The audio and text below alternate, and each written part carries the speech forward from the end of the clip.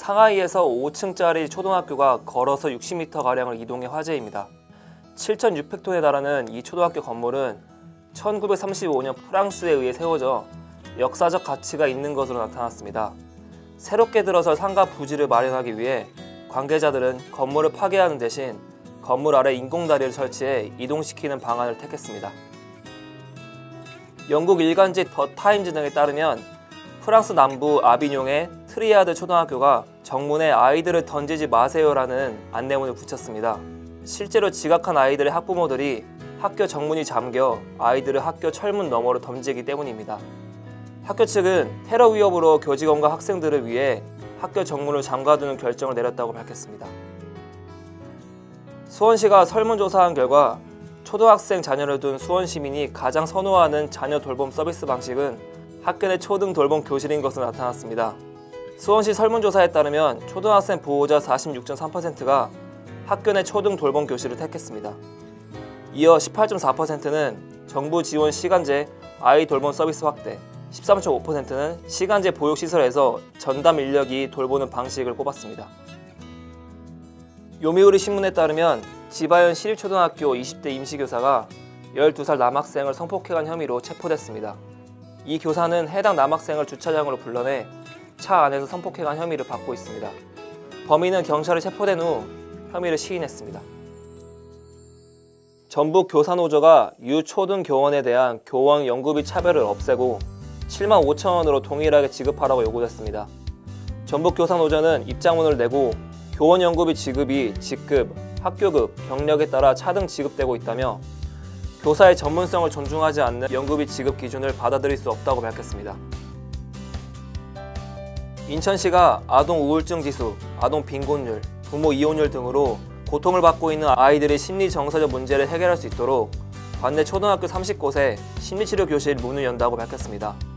박남춘 시장은 현대사회의 아동 심리 문제는 전문적인 심리치료와 연계될 때 아동의 건강한 성장이 가능하다며 설립 취지를 설명했습니다.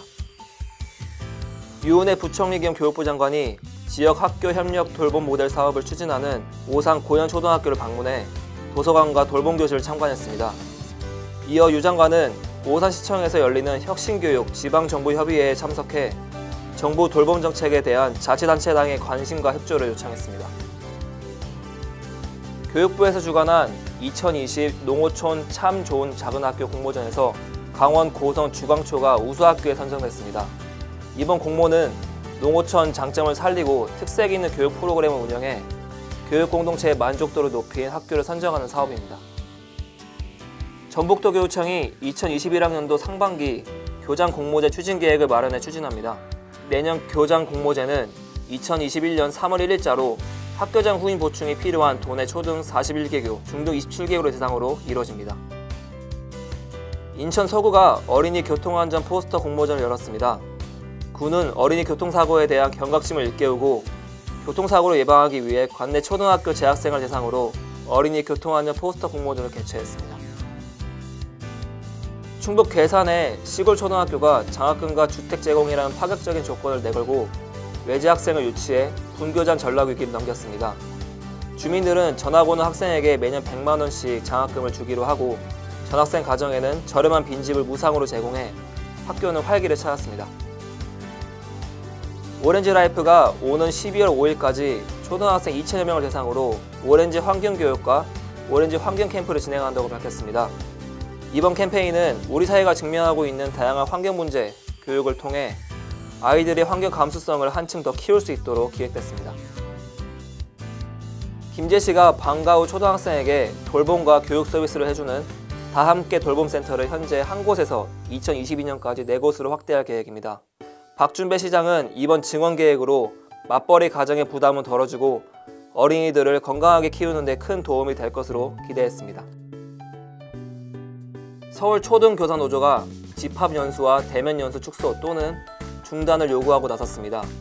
노조는 학생과 교사들의 코로나19 확진이 잇따르고 있는 가운데 교육당국 차원에서 대면연수를 온라인으로 전환하거나 중단하고 불필요한 회식과 각종 모임을 중단시켜야 할 것으로 강조했습니다. 대구시 교육청이 교사들의 전문성 확보와 미래 역량 교육 실현을 위해 초등 자발적 교육 공동체를 확대 운영한다고 밝혔습니다. 강은희 대구교육감은 학교 현장에서 교사들 간의 협력 문화를 조성해 교육과정과 수업, 평가, 기록이 내실 있게 이루어질 수 있도록 하겠다고 말했습니다. 음성군 배달기도원을 고리로 코로나19 환자로 분류된 초등학생에 대한 접촉자 140여 명이 진단검사에서 음성 판정을 받았습니다. 코로나19 확진 판정을 받은 A군이 다니는 음성지역 초등학교 학생 135명과 교직원 10명 등 145명이 접촉자로 분류돼 진단검사를 받았습니다. 성남시가 위례 푸른 초등학교에 다니는 학생 1명이 코로나19 확진 판정을 받았다고 밝혔습니다.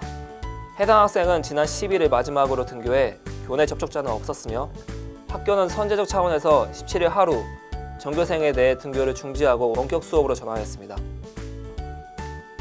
인천시 교육청이 제4회 인천 초등 수업 페스티벌을 개최합니다.